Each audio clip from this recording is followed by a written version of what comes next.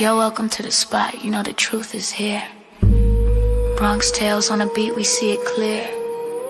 All the cases, all the shadows, we break it down. Pull up a seat, join the fam in this town. Every story matters, every voice you bring. We don't just talk the talk, we let the facts sing. Logan and Bronx, yeah, they lead the way. Shining light in the dark every single day. Yeah. Curiosity welcome, questions never wrong. Here you belong, it's a family strong. From cold cases to the ones unsolved. Together we uncover, together we evolve. No gossip, no rumors, we keep it real. Every detail matters, every clue you feel. We vibe, we learn, we investigate.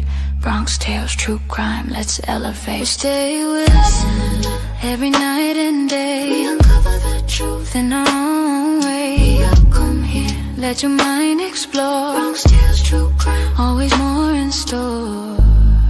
Yeah, welcome home. Yeah, you're never alone.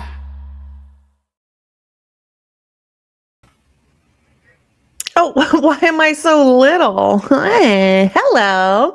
You guys, it's Friday, and it's Friday the 13th. Woo, woo, in the house. How is everybody? Happy Friday, happy Friday. We have a lot of stuff today, actually. I'm super excited. Everything is alleged in our opinion only. How is everybody? Does anybody have big plans for this weekend? You know, it is VD, the big VD. Not to be confused with Valentine's Day. Just kidding. Yay, good to see everybody. Usually I'm like worried that I'm not going to have like enough to talk about and, you know, thinking about that kind of stuff. But today I was like, I'm just excited to see you guys today. I was just hype earlier. Super hype. VD, where some will get VD. Sorry, not sorry. You're so funny, Fizzy. So Mandy is here off and on. She did hurt herself. So pretty much at 4 a.m., Mandy fell down and got hurt. But she's not sure because it might be a dream. But she thinks she did. So we're not sure. But she might be in and out today, just so you guys know. We are praying for Mandy to get better, just in case it wasn't a dream. So, all right, let's get started because we have a lot to go over today. Again, everything is alleged in our opinion only. I'm going to share my screen. This is really quick. This is regarding the Guthrie case. I just wanted to share something with you that Christina sent me today. Thank you, On Tap, coming in with the super sticker. Yeet, yeet. Starting off the show right. Yes, ma'am and sir. Hi, Jolie. Hello, everybody. Hello, mods. So I'm going to share my screen that Christina sent me earlier. Now, before I play this, I want to just say, before all the, ransoms and everything really started happening, we just had one in the beginning that we knew of in the Guthrie case. And my mom and I were texting back and forth, and we both said, I bet that this is somebody or multiple people that were actually hired by somebody else. I actually have the text to prove it. This was well over a week ago. But we were like, I bet you there's some sort of like ring going on or something, and that these people were actually hired rather than being the masterminds of the Guthrie case. And we were like, yeah, I bet they were offered, $10,000 up front. And then if they get the ransom money, they'll both or all get $100,000 or whatever. And that was kind of our conversation going back and forth.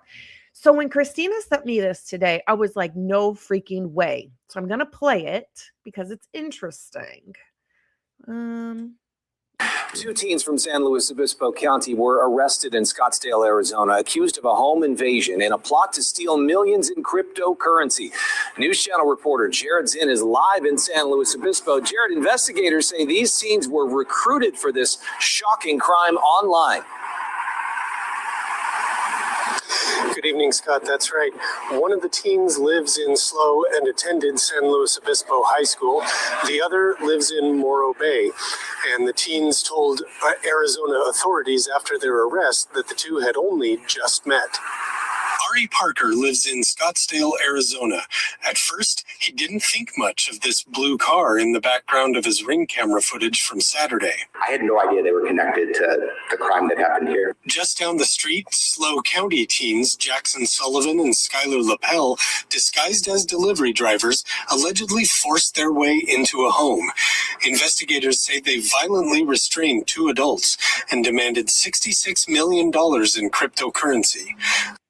Now, I don't obviously think these two are the two that are involved, but I think that possibly whoever was hiring these two people online is probably hiring other people to do the same thing. And Nancy Guthrie fell victim to this whole ring going on because this is really, really close. So these people hired these two high schoolers, these teens, and they actually went through with it and were breaking into people's homes and violently taking people for ransom near where Nancy was taken. A third resident managed to call police. The police work was really impressive. They were pounding the pavement, doing old school gumshoe police detective work, knocking on doors, letting neighbors know what was happening. The teens fled and after a pursuit hit a dead end and were arrested.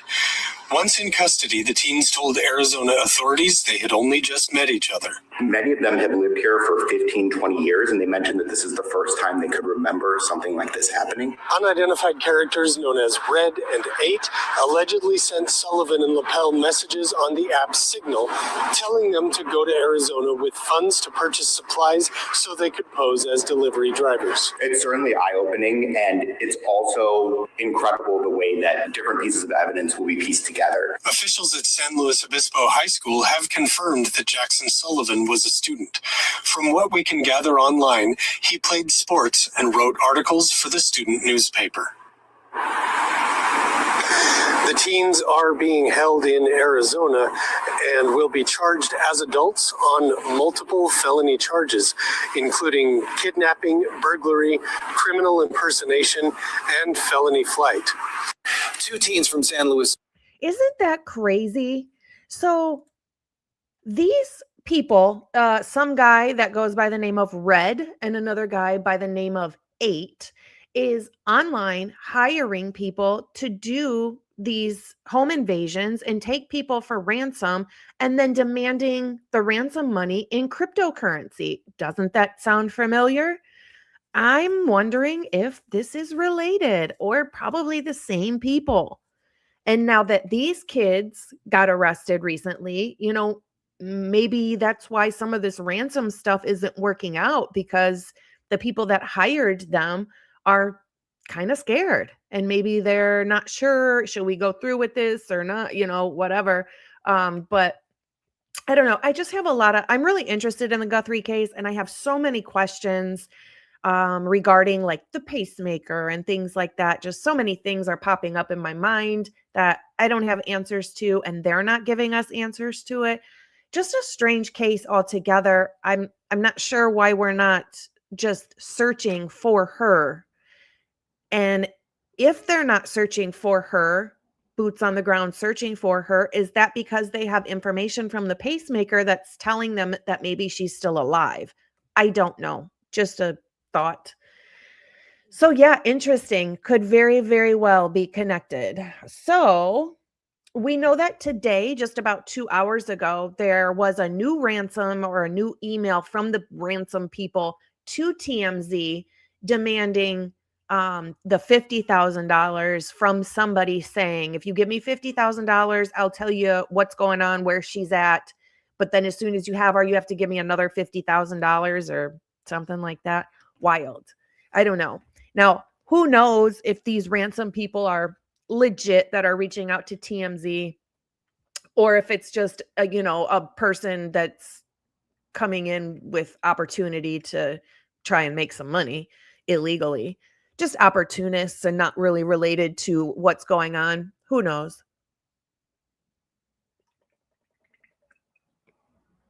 I love this cup, but the coffee doesn't seem to ever want to come out of it and into my mouth, and it's annoying. So that's where I'm at with that.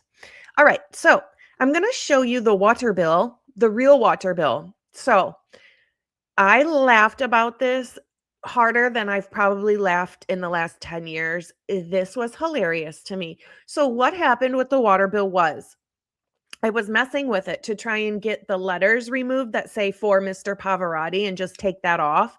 And then I realized after the fact that when I took the letters off, it also changed Maddie's name and address. So as you can see in this one, I don't know if I can make it any bigger. Let me see. No, it's not letting me make it bigger. But if you guys, let me remove the chat. If you guys want to grab a screenshot of this and maybe you can just make it bigger on your own. I just wanted to provide you guys with the correct water bill that has Maddie's name on it and her address. So what happened was I was trying to remove the Mr. Pavarotti and I ended up doing it through ChatGPT and I didn't realize in the moment it changed Maddie's name and address, but I'm also working 16 hours a day for the past like 3 weeks. So my brain wasn't there in the moment. And I was having a total brain fart. Like, what is going on? I know this said Maddie Mogan at 1122. Why does it not say it now? And then I figured it out and I laughed so hard. I thought it was so freaking funny. So we do have the water usage. Now, the problem that we have here is, like I said before, it's not showing that the crime scene cleanup people, the actual professionals, used any water in the home. And I'm wondering, and Carol and I were talking about this because our lovely Carol works for the municipal people in her area. So I sent it to her saying if maybe I was missing something and just that I had all the information correct in what I was thinking. And she agreed with me. But she said something interesting too. And she said, maybe they didn't actually clean it up. And that's why there's no water usage from the crime scene techs cleaning up the actual crime scene, because they knew way ahead of time this house was going to be torn down. So why waste your time and effort and money cleaning it up? Which was an interesting thought to me. So here we have the bill. It really just says mostly the same thing that the one I showed you before says. There was an actual reading on the 17th as well as the 30th of November in which the amount of water usage didn't change, not by 1 unit, not at all. So what I wanted was the actual, days, each day of the month for the entire month is what I wanted. But this is what we got. Thank you to Heather. And it really doesn't give us a whole lot of information other than it's showing that there was no water usage from the, it looks like the 17th is the last reading we have. So we don't really have a narrowed down water usage. What I did go ahead and do though was I FOIA'd again. I realized when I FOIA'd this, it was because the case was still open, which is why I was denied. So now I've gone back and I have FOIA'd both the city and the police department for the electric bill and gas bill, because I think those would be interesting. I know with my electric bill and my gas bill, I can at least get a bar graph that shows me the daily usage. It doesn't really necessarily get into the nitty-gritty of numbers, but it can at least give me like a bar graph that shows me how high or how low that day was. And I'm hoping they might have that on theirs. So I have FOIA'd for their electric bill and their gas bill for 1122 for the entire month. So we shall see if that comes through and we can actually get it. But here you go, in case you want the actual water bill that doesn't have Maddie's name changed or her address changed. Here it is for you. And again, we appreciate Heather. And Heather, if you want to email me, I will definitely reimburse you for this and your time, because I very much appreciate it. So we are going to keep on keeping on. I want to remove this though. All right. Now I have had several people contact me just in back and forth conversation, whether it be email or text. And there's been several people that have said, I don't understand the court stuff. I don't understand the lingo. I don't understand what's going on. So what I'm going to do before we get into some interviews and such is just quickly put it out there in layman's terms, what's going on with the lawsuit with WSU. So the lawsuit is the four families are suing WSU, and their core argument is basically, their claim is that WSU allegedly knew or should have known that Bryan Kohberger was a risk, would have been a problem, and that WSU failed to act, warn anybody, supervise it, or intervene.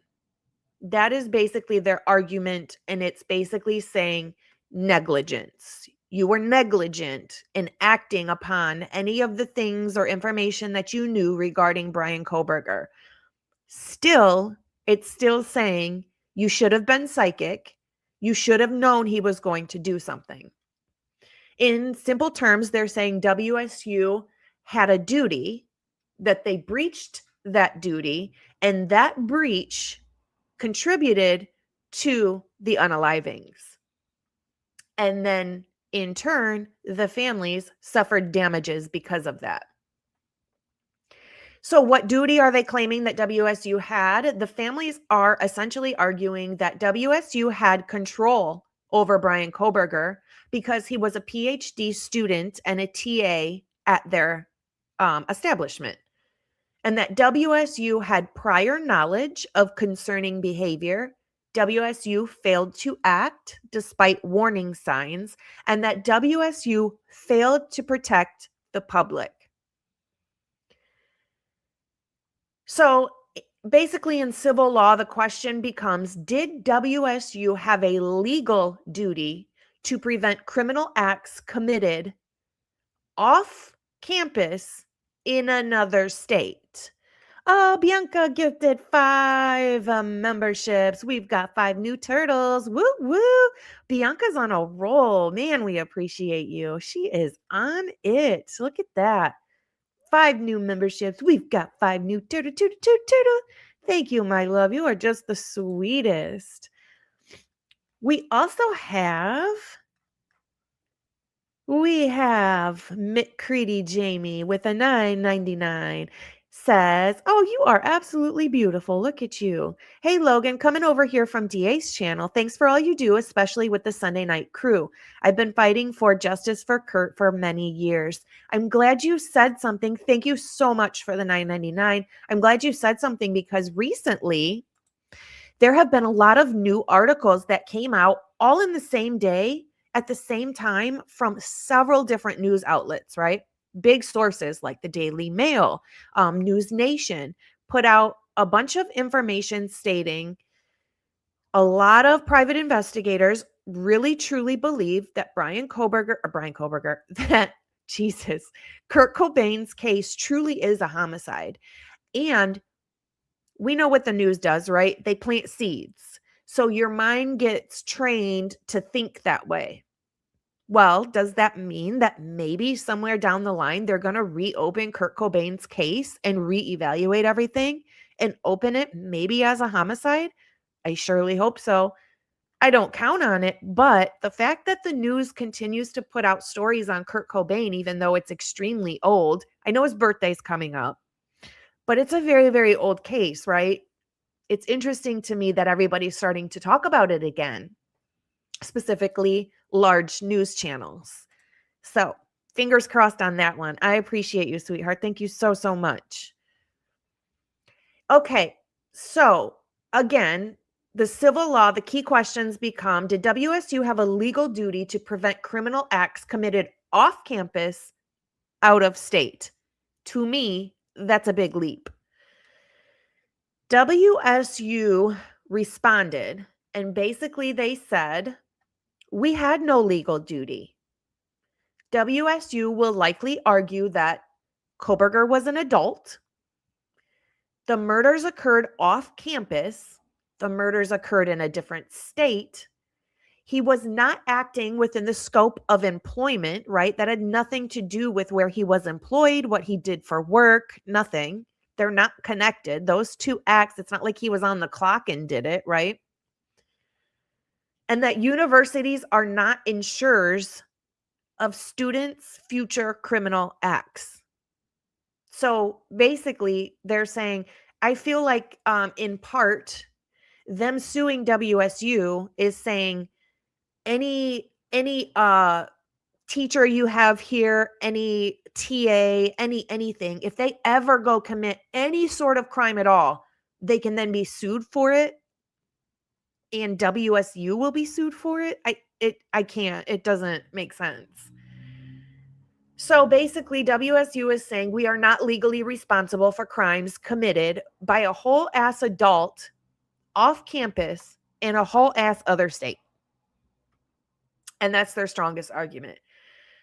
The question becomes foreseeability, which is, could you tell something was going to happen? Did you know? And you should have known, is basically what the families are saying. Foreseeable is everything in negligence law. So WSU will likely argue nothing indicated he would commit a quadruple homicide. Prior complaints on Bryan were strictly academic, interpersonal. They were not violent. And I think that's going to be a huge, sorry guys, I think that's going to be a huge point, is that the complaints on Bryan Kohberger were his behavior, but not a violent behavior. And I think that they should put that in their argument. The crimes were horrifically violent, but the complaints on Bryan Kohberger had nothing to do with violence. Bronxy, everybody says hello. They say hello, Bronxy. Hello, Bronxy. You want to say hi?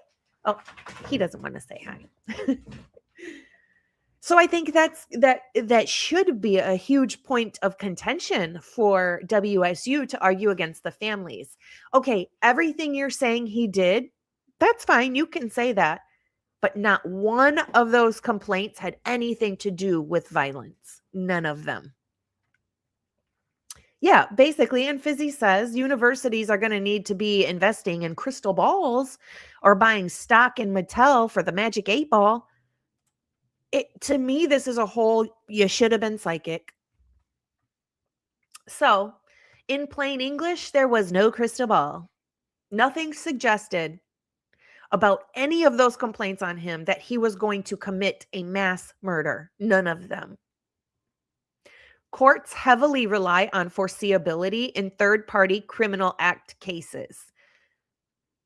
So, even if WSU made a mistake, they will most likely argue their actions did not directly cause a murder.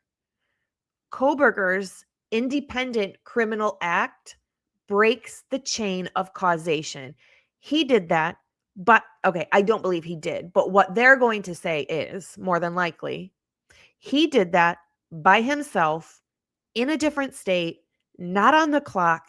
None of the complaints had anything to do with these actual students that ended up being unalived, right? I could see maybe if one of those students made a complaint on him, but that's not the case. Nothing he did or is accused of doing connects to WSU and the murders, which doesn't connect WSU at all to the murders. So to me, there's no liability for WSU to be paying any money to anybody for any reason. So basically, in layman's terms, even if they messed up somewhere, he made his own independent decision to unalive people. Basically, that's on you, bruh, not us. That's how it goes. So basically, WSU is saying we already took the appropriate action that we needed to take. So if there were behavioral complaints or a termination issue, then WSU can argue, well, he was under review, which he was. He was disciplined. It may have been a verbal discipline, but he was still disciplined. And then eventually he was terminated. So they did follow the proper procedures. So what are you suing them for? They took every action they could within their means. So in other words, WSU is saying we didn't ignore the complaints. We didn't ignore the issues that we had. We handled them according to policy. So that's about it. They're saying WSU had a duty, and WSU is saying, and we fulfilled that duty within our means that we could. He was a TA. These students weren't the students that went to this school, that lived in this state. These students were not the students that complained on him. And even within all the complaints they supposedly got on Bryan Kohberger, none of those were violent. None of those were violent complaints. So that's it in a nutshell. So I hope that maybe helps some other people that don't really understand the court lingo and stuff like that really kind of understand what's going on right now. It's just the first steps really in the lawsuit. But interesting that WSU has basically responded. And I foresee Bryan Kohberger will be either suing people or filing something to get the ball rolling with some sort of an appeal to fight all of this. I foresee it. Don't know how soon, but I think it will be coming. So, oops, broke my pen, y'all. I broke my pen, y'all. All right, what we are going to do now is really quick. I want to play a presser that was done by Pennsylvania State Police. Now, I'm pretty sure most people probably saw this, but I know it's one in particular that I forgot about. And I think there's one or two things in here that I think are Hi, Birdie. Thank you. Thank you so much. Birdie with the 1999. I appreciate you so much. That's really sweet. Birdie, we should do a collab at some point. Shoot me an email if you wanna. I'm down. My goal really is to get I want to get some people on here that disagree with me. I want to get some guilters in here and we can have a respectful debate. And I think that would be really interesting because I'm totally down. Bring it on. Because anything you're going to say to me, I got a rebuttal, baby. All right. I want to play this. I'm going to share my screen. And we're going to do this presser from Pennsylvania that happened right when Bryan Kohberger was arrested. I found just a few interesting things in here. Not a huge deal, but I forgot about this one. And I figured some other people did too. We're just going to play it real quick. I'm going to turn the speed up, but if it's too fast, I'll turn it back down. Let me know how the audio is, since hopefully I just got it fixed, right? Good afternoon. I'm Colonel Robert Ivanchik, Commissioner of the Pennsylvania State Police. While I monitored the investigation into the horrific murders of the University of Idaho students, I did not imagine the investigation would lead to the Commonwealth of Pennsylvania. My heart goes out to the families of the victims, their friends, the community of Moscow. Can you guys hear this okay? It's kind of quiet on my end, so I want to make sure you guys can hear it. And the University of Idaho. No words can heal the pain associated with the loss of a child. Their young lives were ended far too soon.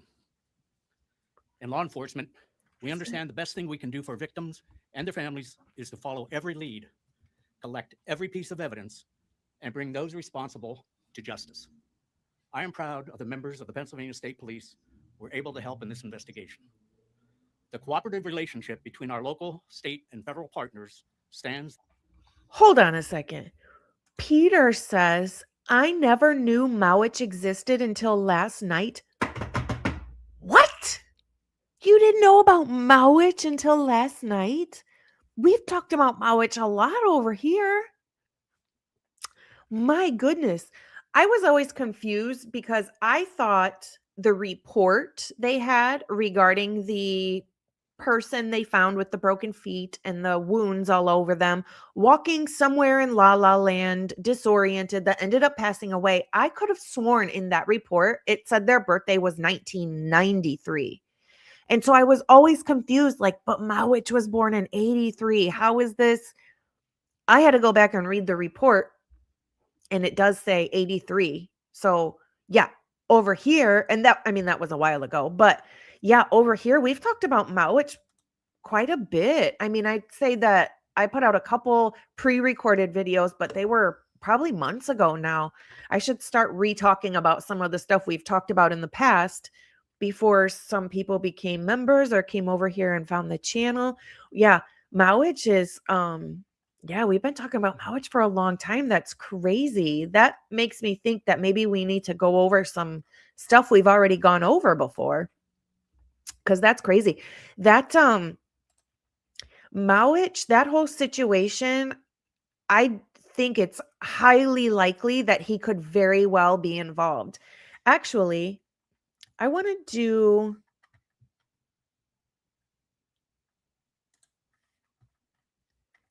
a poll really quick. We did a poll last night. I did a poll anyways last night on Crimes After Dark, but I didn't do them over here. So I want to do the same poll over here while I have all of you guys. And I want to know. Oh, okay. And I want to know what you guys think as far as who could be involved as the person they're going to try and blame it on next. So let's make this poll.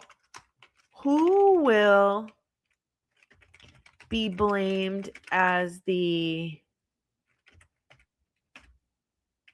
who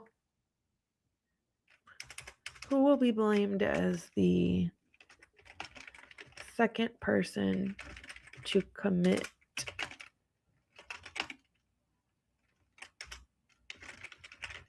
oops.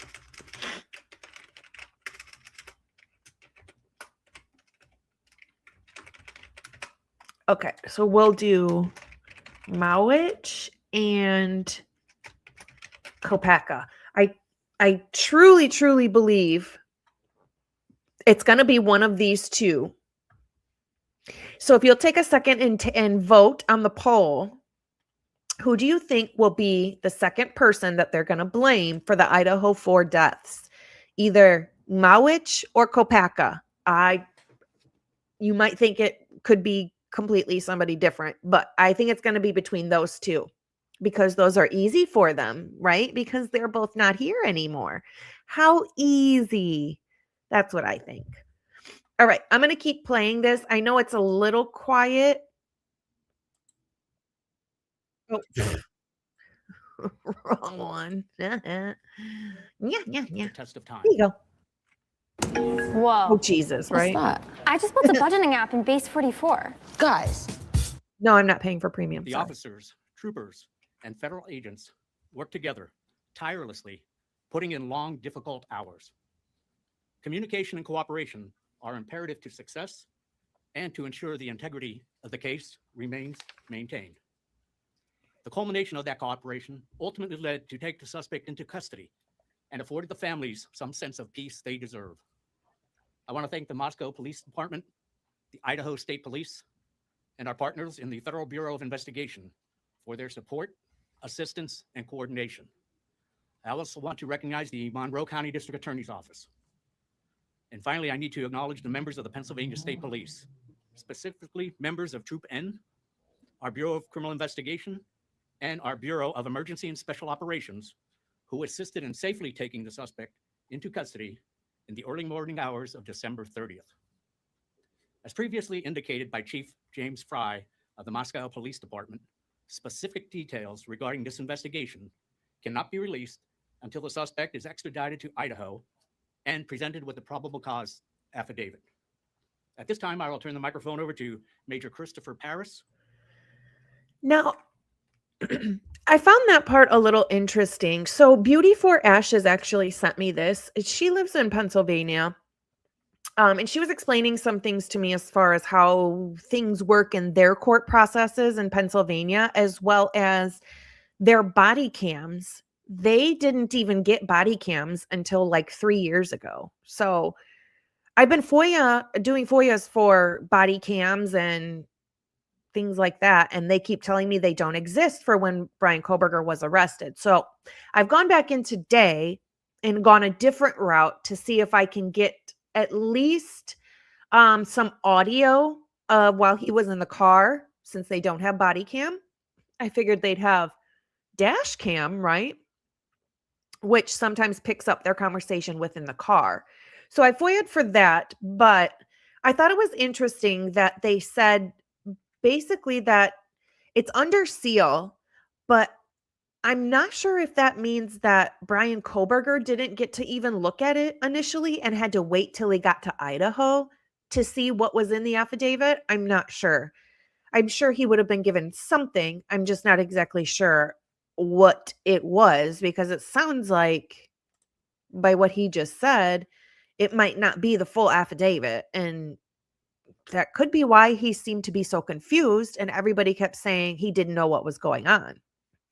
So this is a great comment. It says, just think too, Mowich knew those injuries were life-threatening. He still didn't want to go to the hospital. Why is that? Why wouldn't he want to get help if he was just in a car accident?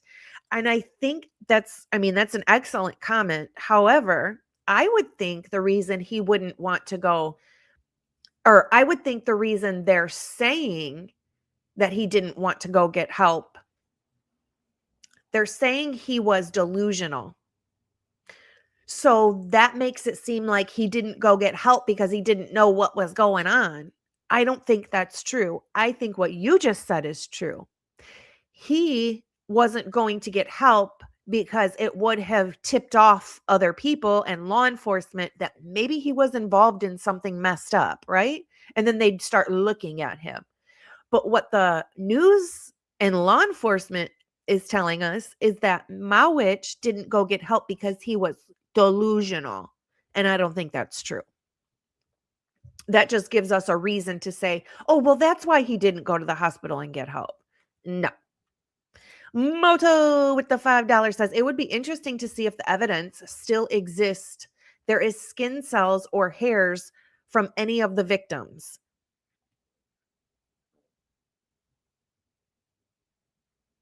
Yeah. Interesting, right? I wish they would have gotten the DNA and everything else off the sheath that they had. And I think it was really convenient that they didn't have enough, but now they're saying that they have so much of it. Well, why can't we get a second and third opinion on it then? Send it to a different lab, see what they come up with. See if it matches just your regular way. Now that you have DNA, right, and you have Bryan Kohberger, see if it matches. Take it to a different lab. Why can't we do that? Oh, because we don't have enough. Oh, convenient. Convenient. Thank you, Moto, so much. I appreciate you. Commander of Area 3, who was involved in the coordinated efforts to take the suspect. We don't have to watch this whole thing. I just wanted to show that I thought it was interesting that he said that when Bryan Kohberger gets back to Idaho is when he can see the affidavit, basically. I don't know if I'm hearing that wrong or if he misspoke or that's actually what it is, but I just found that strange when I heard it. Okay. Now, cross off my list here. Now we're going to do, this is a second interview. This is a second interview with Bryan's classmate, but he's also a TA. So this is Kai Chen. And I'm going to play his interview. It's not super duper long. It's like 20 minutes. So we'll play it. The thing is, with this one, he is hard to understand. So I'm going to let him talk a little bit and then I'll just briefly break it down what he's saying. And I found some things in here that he said that were pretty interesting. Basically just on Bryan Kohberger's behavior, natural behavior. Not really connected to the crime in any way, but just his behavior throughout his 6 months at WSU. Let me know if the audio is not good at all. If you can turn up your volume and still hear it pretty good, then that's fine. If it's really, really hard to hear, just let me know. I do want to put on closed caption though. All right. So obviously we wanted to touch base with you again on kind of some stuff that sounds like maybe you remembered or forgotten to tell the initial investigator that spoke to you. I'm kind of also interested in, if you wouldn't mind, just kind of restating to us your relationship with Bryan and when it started and all that stuff. So wherever you feel like starting.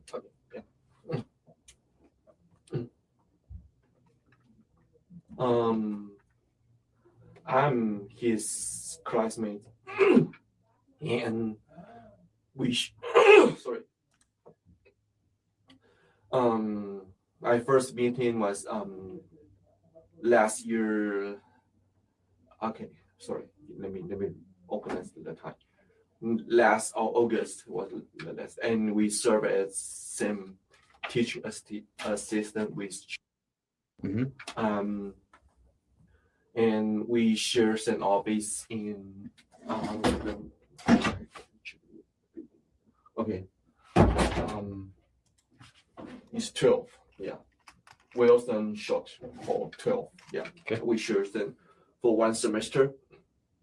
And you can ask what you want to understand, because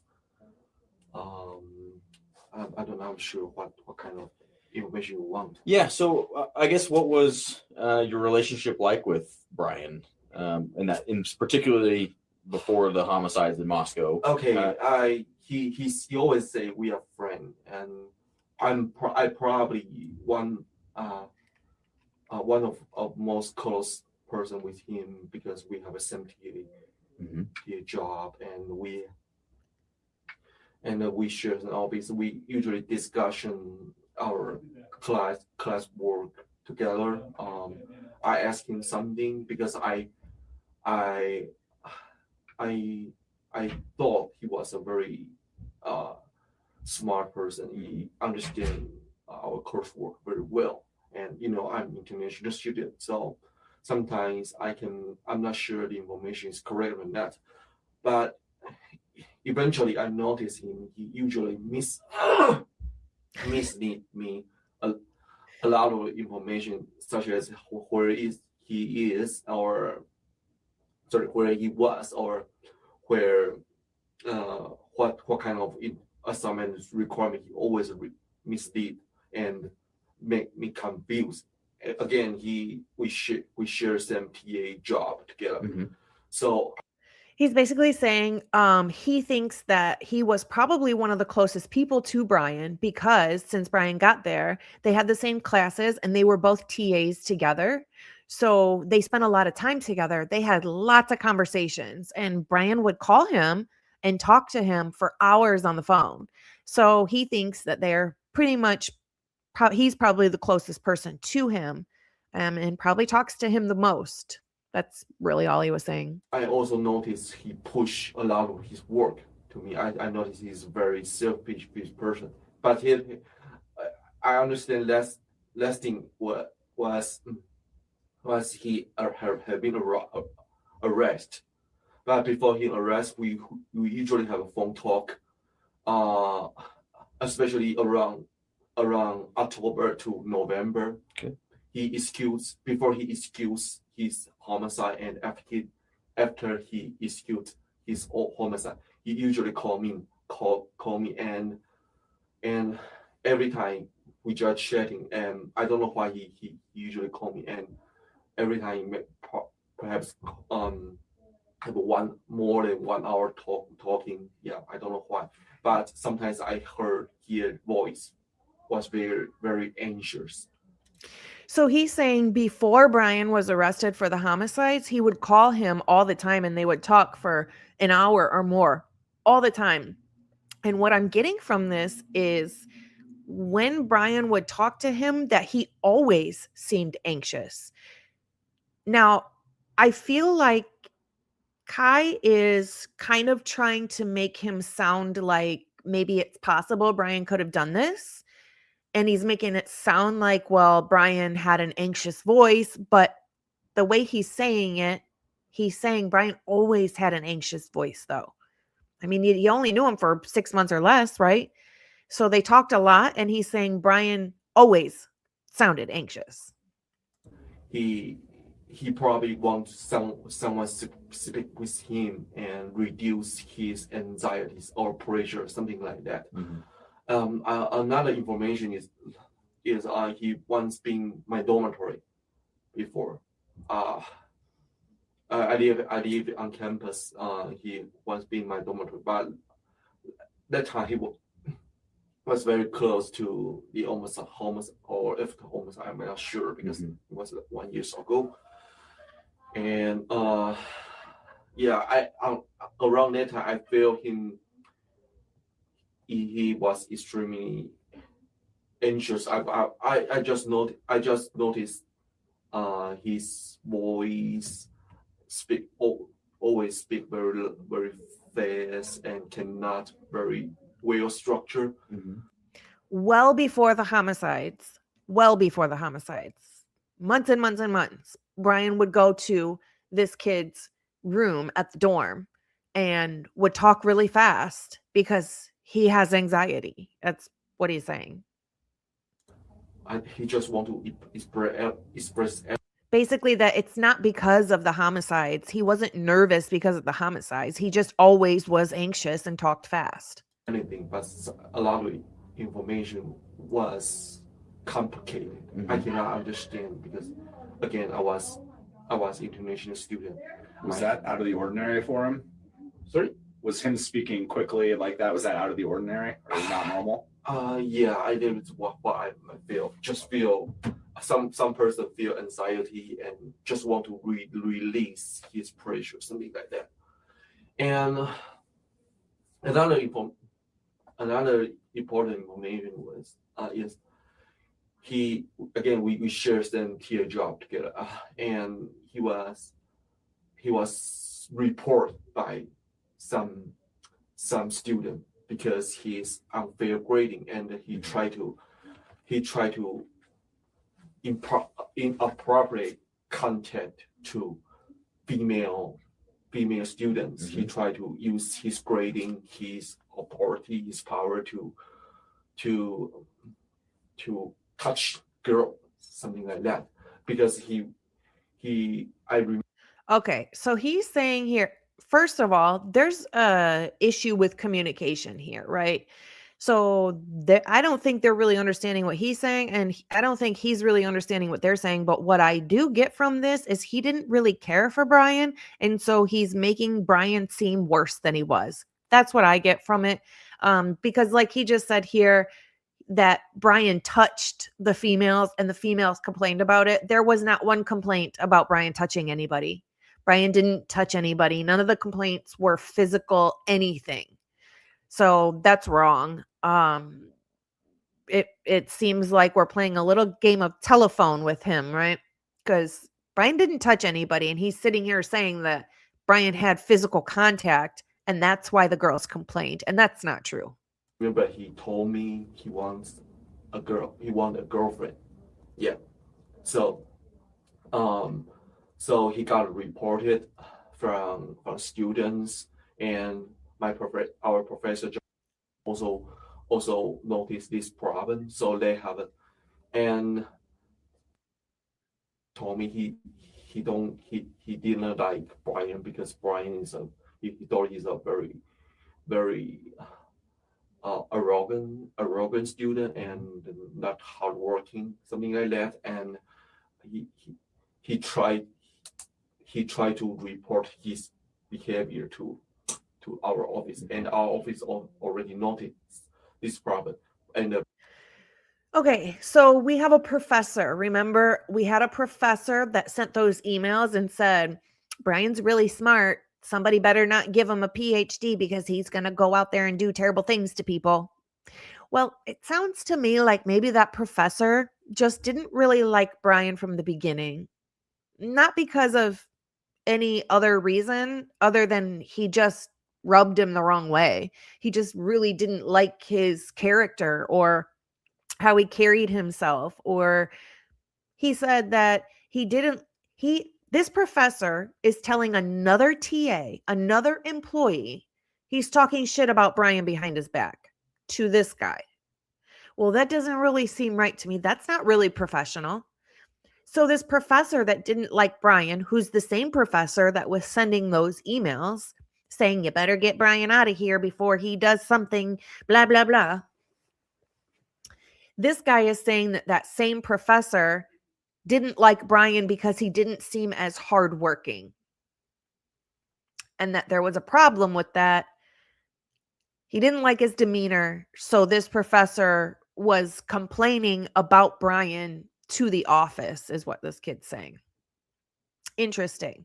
It seems to me like, there are people in this world that are going to absolutely love you. And you could act and be the exact same way, the same person you are to your core, and there will be 10 other people that don't like you for the exact same reason that those other 10 people do like you, right? You can't please everybody. So of course, I'm sure there's people here and there that didn't like Bryan, that didn't understand maybe some of his behavior or his actions, or maybe because of autism, maybe because of OCD, maybe because they just didn't like him as a person because he rubbed them the wrong way. Who knows? But it sounds like one of these people that just didn't like Bryan for whatever reason, because Bryan's Bryan, is this professor guy. Not this guy on the screen, but that other professor that was sending those emails about Bryan. The last time Bryan know this information, and they call me. Bryan called me if he got his job has been canceled, or his TA job has been canceled, or his division has been influenced. He want to fall. He want to fight with this system. He want to fight with our.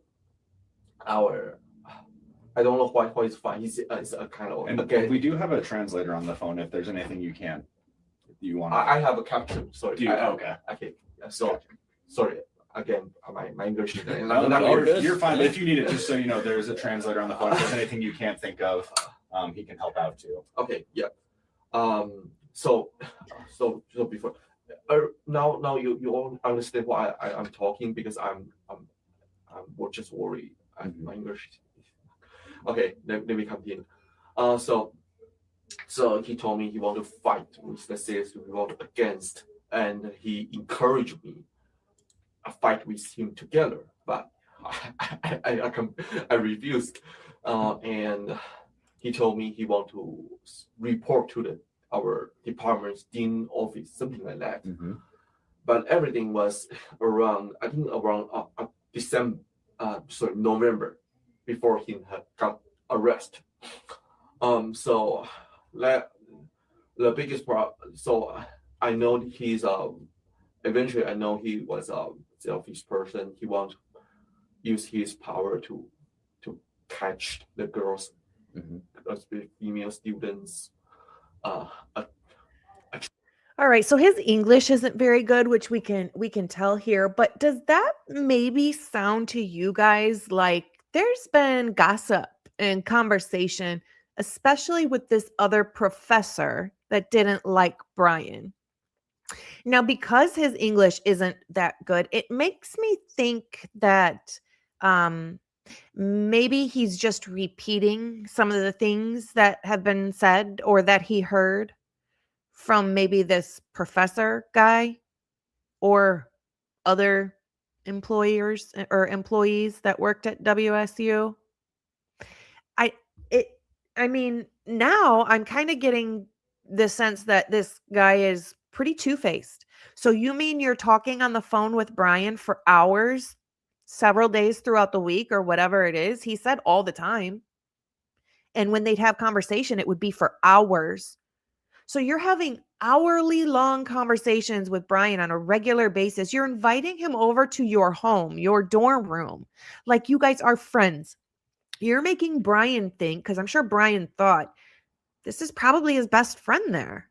He spends the most time with him. He talks to him on the phone the most. And then you're sitting there talking shit about him behind his back. And now you're sitting here saying he's just this horrible person. And it sounds to me like maybe somebody else is in his ear and he's just repeating some of the other things he's heard since then, since the arrest. Now he wants to look at Bryan like, oh, he's just a crappy person. He did this. This guy thinks he did this. I bet if Bryan was picked up and arrested or whatever, but then let go and found to be not guilty, this kid might be singing a different tune. Attraction, something like that. And he's not an honest person. Because the last talking, my last talking with him was I before he got, I think it was around before the Christmas, the last year Christmas, and he told me he's still in Pullman and he's packing, but the truth was he or his father been there. They drove together to Pennsylvania, so he want to mislead us. He's where he was, Or maybe he didn't trust you because you're clearly a backstabber, and he wanted you to think he was there. So maybe because he didn't trust you and he didn't want you going to his house thinking that he was back in Pennsylvania. So maybe he didn't want you to think you could maybe have access to his home or his job or the girl he likes. I mean, who knows? But yeah, this kid seems like kind of like a two-faced, like he's two-faced and he's repeating the things that other people have said, because you sure were his best buddy there for a while, weren't you? Until he got arrested, right? Just another sheep.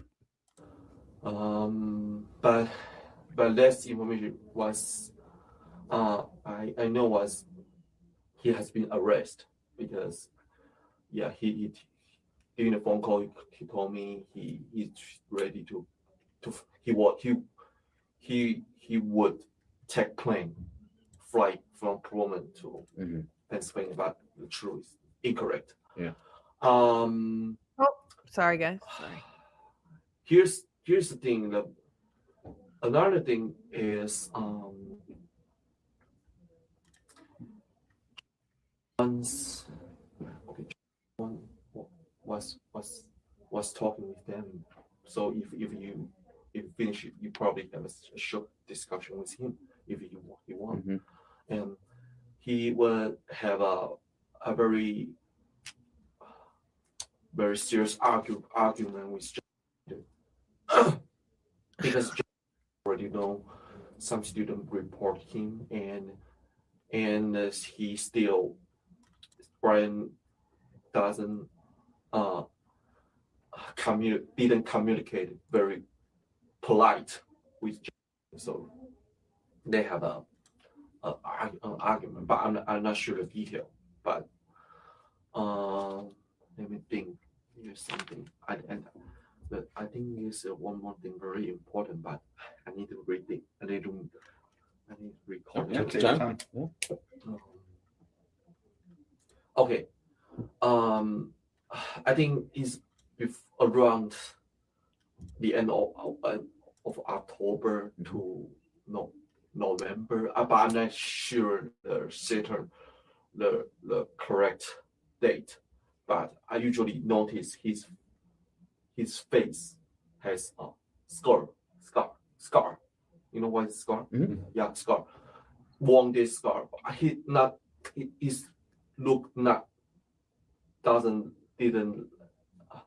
look not like by accidental. It like humans scratch. Something. It did look like that, or it did not look like that. Look like it that. Looked like a human scratch. Yeah, okay. Look like human scratch, and I also noticed his neck. He said right before when he came to class, right before he got arrested, that he noticed a scratch on Bryan's face.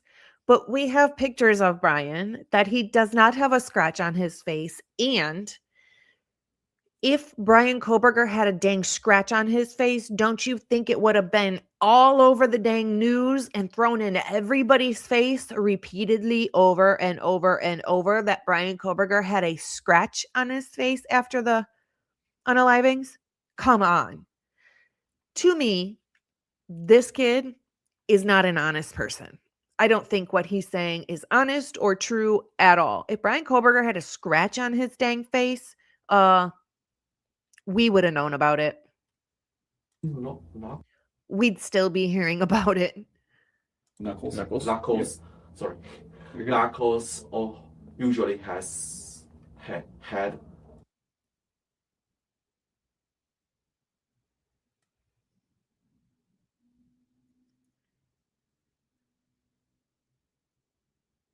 November, but I'm not I'm looking for something very specific real quick. I want to see. sure the correct date, but I usually notice his face has a scar. You know what is scar? Mhm. Yeah, scar. Wounded scar. His look not didn't it look not like by essential like humans scratch something It did look like that, or it did not look like that. look like It that. looked like a human scratch. Yeah, Okay. look like human scratch. And I also noticed his Knuckles.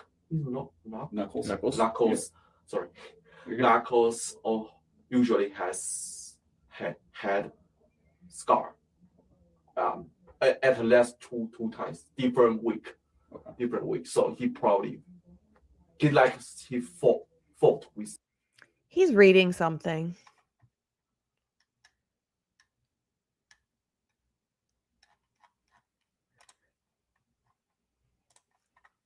Listen to this. And while you're listening to it, think of it like he's reading off of something. He knows the word knuckles.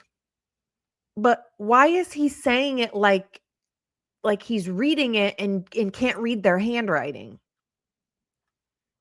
This is kind of wild. I'm pretty sure he's reading something. But I'm not sure. As I asked him, he just said he got a car accident. Car accident. Yeah, but it's 2 week, different weeks. For example, this week and then next week, I saw the new scar. Okay. So it was very, very, very strange. And around that time, he usually went to our class very late, probably more than 20 minutes, several times. Yeah, there's. Sorry, I'm not sure I'm not pretty sure the date. Oh, that's okay. But it probably around October to November, the end of October. Do you remember if the knuckle scars or the face scar, like which one was first or second? I think both. Okay, they were at the same time. Same time. Okay. Yeah. And the same time he had things. Okay. Christina says Where he said he needed to read it again. I'm going to go back and rewatch this. I won't make you guys sit through this. I'm going to go back and rewatch it. I'll make a pre-recorded video tomorrow. And if I'll put it in there, if that's for sure what it is, for sure. It sounds to me like he's reading something because some of the words he's saying don't fit in the sentence, but it's almost like he says that word because he sees something similar written down. So when he says the word that he thinks is written down, it doesn't fit in the sentence. I feel like he's reading off of something. And let me tell you something. If they have him reading off of something, they have other people reading off of something. Where on his face was it? Was it like across his nose, on his cheek, across his nose? And knuckles. I'm not sure that which hand. Probably both, but yeah, he is a very, very. You think okay? Very specific. And do you remember, was it like an up and down scar or a sideways? This is a good question.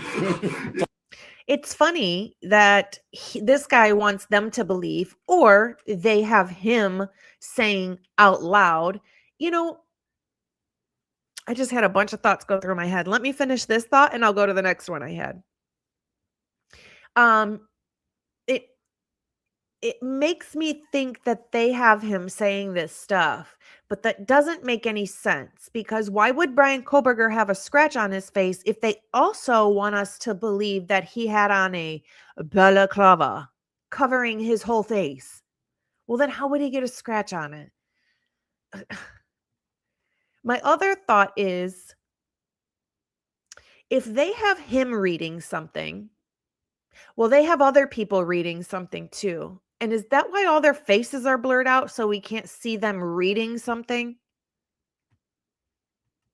Long time ago. Critical question. Let me think. I'm not sure, but it probably hard horizon. Horizontal. Yep. Yeah. So he said that was from a car accident, though, he told you? He said car accident. I just asked him like a friend to concern his, but he didn't want to talk. He didn't want to talk too much. Yeah.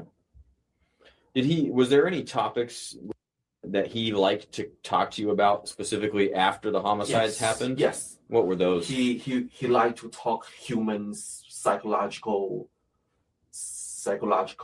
pattern. He liked to talk his research. He likes to talk criminal decision making, something like that. And he say he like to guess why criminal want to do the behavior, something like that.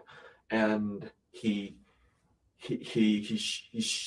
told me about his research interest is invade burglary, home burglary, right? Yeah. You have got to be kidding me. You have got to be freaking kidding me. I swear I just heard like maybe a pen tap on the table, like maybe to point at what word they want him to say, because he was about to say invasion. Almost like the word invasion was written down. But instead, he starts to say invasion, and then he says like burglary, right? And then they say, yeah. Y'all, they have a script or whatever they want him to say. And that's what he's doing. He's reading it. This is insane. I'm not sure that the sentence. Yeah, burglary. He say he want to understand this type of behavior. 1 second. He told me about his research interest is invade.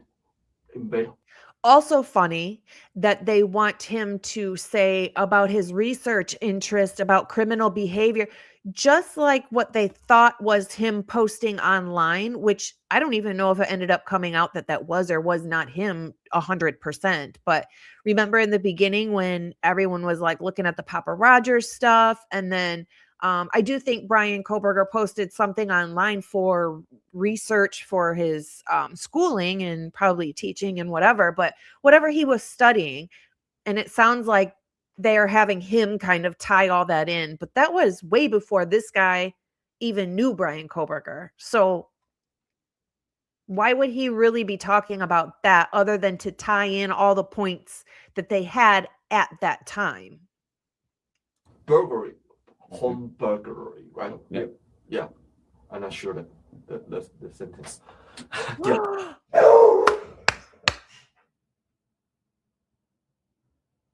Did you just freaking hear that? He said, I am not sure what that sentence is. He's reading. He's reading. I have not seen this interview. I watched the first like maybe 5-7 minutes of it earlier today.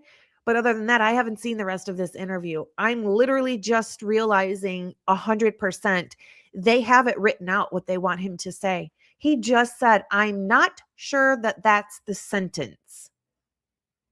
This is wild, you guys. This is truly wild. Burglary. He said he want to Because if they did it for him, they did it for everyone else too. Unbelievable. understand. You know, and I wonder if like in Molly McMichael's interview, how the camera is like across the room and they've got something set up on the desk so you can't see. Is that because she had something in front of her that she was reading off of? Unbelievable. And this type of behavior, why to invade some people's house and something like that. Okay. Yeah. The most, yeah, we usually talk about, he usually said the first thing is his research interest, you want to understand why criminal behavior, what kind of criminal behavior, and he want to make a girlfriend. And the last, because see, when he's just speaking like his thoughts on his mind or what he's trying to say, when he's just speaking, he can say sentences without just stammering and stuttering. But the reason he's stammering and stuttering is because he's trying to read exactly what they want him to say. And he's stammering over probably either what's written out or maybe the words they have. He can speak English, but maybe reading English isn't his best suit. This is wild. And it's just pissing me off because it makes you realize more and more that if they did it for him, they did it for others. thing is he want to fight with the system because he got reported. I guess he already he probably gained some alert from our He's flipping papers right there. our campus, but so he want to do some reaction about that. So yeah, that's for thing. When you said he wanted a girlfriend, what did he tell you, or did he tell you the reason why he couldn't find a girlfriend, or did he express frustrations in finding a girlfriend? Or I asked him if he has a girlfriend before. He said, I'm not sure is correct, but he said yes, but like he broke up with his girlfriend. I'm not sure, but I didn't ask his detail. But yeah, he just say he wants a girlfriend here. Yeah. Okay. Did he ever express any interest in a particular girl, or? No, I'm not sure. Yeah. Okay. He just say. Gotcha.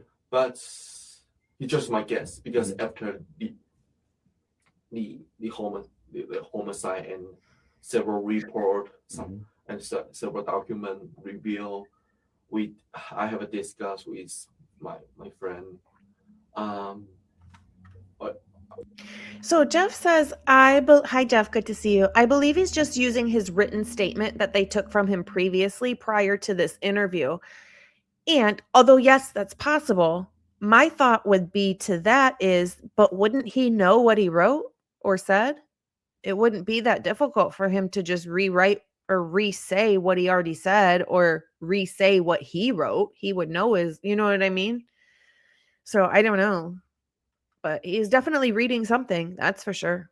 I have a friend who also who was his TA student, and because he hear several girls told him Bryan has several inappropriate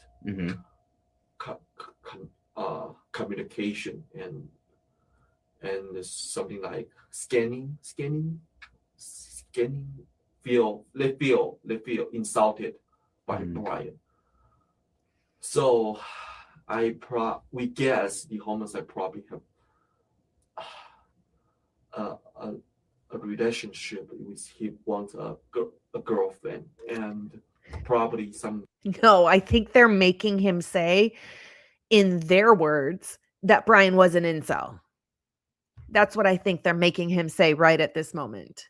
He doesn't, when he talks just off of his mind, like a regular sentence in conversation, he doesn't stammer and stutter like that. This is wild. Girl refused him and he want to revenge because